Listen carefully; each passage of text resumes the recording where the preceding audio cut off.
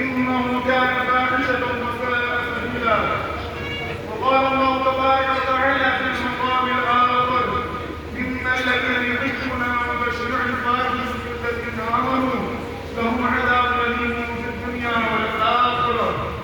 وقال النبي صلى الله عليه وآله وسلم: النكاح من سنتي فمن رغب عن سنتي فليس مني. قال محمد قال خدا فرمان نہ بدلا جائے گا. قال محمد قال خدا فرمان نہ بدلا جائے گا. بدلے گا لاکھ زمانہ مگر قرآن نہ بدلا جائے گا.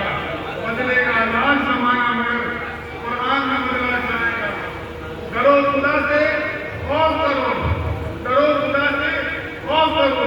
مکر و ریا کے کام نہ لو. یا اسلام کی چنگا سیکھو یا اسلام کا نام نہ لو. اور اعلیٰ حضرت امام سنت امام احمد رضا خان فاضل بریلوی رحمۃ اللہ تعالیٰ علیہ ارشاد فرماتے ہیں کہ انہیں جانا انہیں مانا نہ رکھا اور انہیں جانا انہیں مانا نہ رکھا اور غیر کے کام.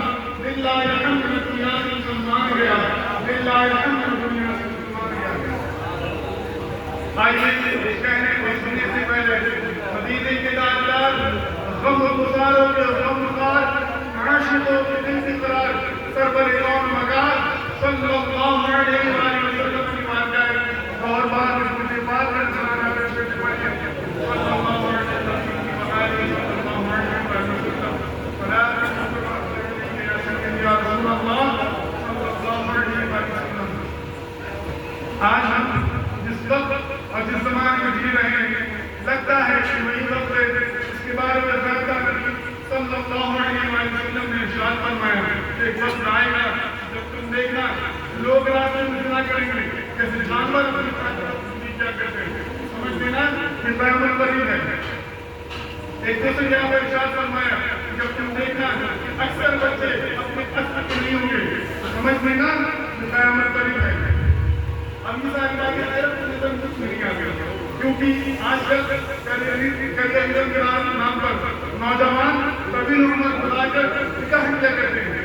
اس کے نتیجے میں وہ اپنی جنسی خواہشات کسی غلط جگہ پر کیا کرتے ہیں.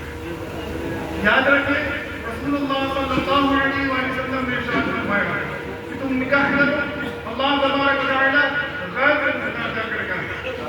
اور اب تو یہ کہا جاتا ہے کہ ہمیں اور اب کریئر کا بوجھ ہماری لڑکیوں پر بھی ڈالا جا رہا ہے. اب تو یہ کہا جاتا ہے کہ ہماری بیٹیاں بیٹوں سے کم نہیں, ہماری بیٹیاں بیٹوں سے کم نہیں. یہ دجالی سوچا ہے, یہ دجالی سوچا ہے جو عورتوں کو آزادی کے نام پر استعمال کیا جاتا ہے. یاد رکھیے رسول اللہ صلی اللہ علیہ وسلم نے ارشاد فرمایا کہ دجال کے سلسلے میں عورتوں کی کثیر تعداد ہوگی. اسلام لڑکے اور لڑکی کو کمپٹیشن نہیں مانتا بلکہ ایک دوسرے کو ہمسایا اور ہم سب مانتا ہے. جیسا کہ اللہ تبارک و تعالیٰ نے قرآن مجید میں ارشاد فرمایا وہ خلقناکم ازواجا کہ ہم نے تمہیں جوڑوں میں پیدا کیا ہے. دوسری طرف تعلیم کے نام پر لڑکے اور لڑکیاں کئی تعلیم حاصل کیا کرتے ہیں. اس کے نتائج آپ لوگوں کو بھی پتہ ہے. رسول اللہ صلی اللہ علیہ وسلم نے ارشاد فرمایا کہ جہاں تنہا عورت رکھتے ہیں وہاں شیطان بھی شامل ہوتا ہے. علامہ اقبال قلندر الہی نے اسی تعلیم نظام کے بارے میں کیا خوب فرمایا تھا.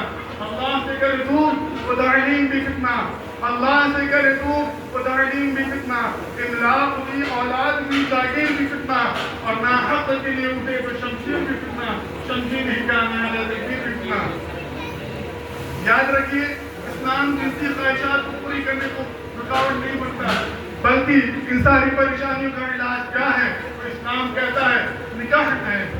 میرے پیارے بھائیوں, میں نے خطبہ مسکونہ کے بعد اس آیت کریمہ کی تلاوت کا جو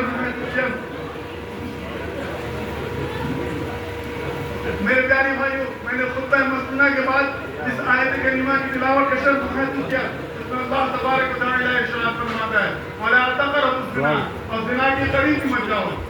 یاد رکھیے جب مرد زنا کرتا ہے اس وقت ایمان تابعین کی طرح ہو جاتا ہے, جب فارغ ہوتا ہے تب لوٹایا جاتا ہے. یعنی زنا کرتے وقت بندہ مومن ایمان سے نہیں ہوتا بلکہ ایمان سے خالی ہوتا ہے.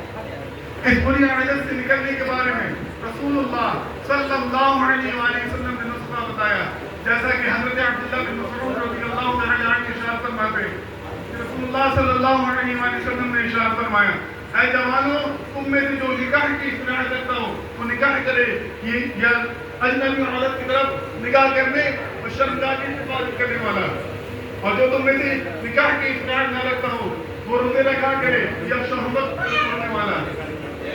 جس سماج میں نکاح آسان اور جلد ہوگا وہاں بدکاریاں نہیں ہوں گی، اور جس سماج میں نکاح مشکل اور تاخیر ہوگا وہاں بدکاریاں ضرور ہوں گی۔